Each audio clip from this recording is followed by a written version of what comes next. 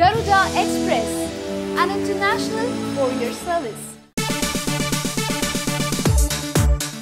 గత కొన్ని రోజులుగా సోషల్ మీడియాలో పవన్ కళ్యాణ్ ఫ్యాన్స్ కాటమరాయుడు మూవీపై ఓ విషయంలో విపరీతమైన క్యాంపెయిన్ చేశారు. 60 కోట్ల షేర్ రాబట్టిన కాటమరాయుడు మూవీని యాంటీ ఫ్యాన్స్ డిజాస్టర్ అని విమర్శిస్తుండడం నచ్చని పవన్ అభిమానులు ఈ చిత్రాన్ని హిట్ తీరానికి చేర్చాలని డిసైడ్ అయ్యారు.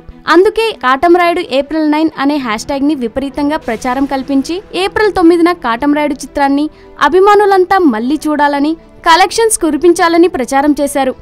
మొదటి రోజు తరహాలో వసూలు రాబట్టేసి కాటమరాయుడిని హిట్ చేయాలన్నది వారి తపన.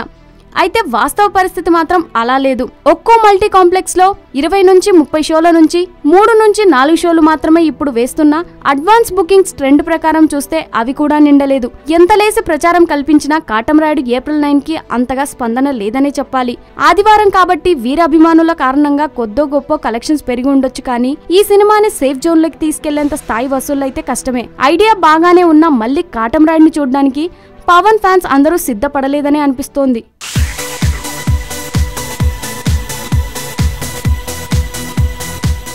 హాయ్ యోయో వ్యూవర్స్, సబ్స్క్రైబ్ చేసేటప్పుడు అక్కడ ఉండే గంట సింబల్ ను ప్రెస్ చేయడం మర్చిపోవద్దు.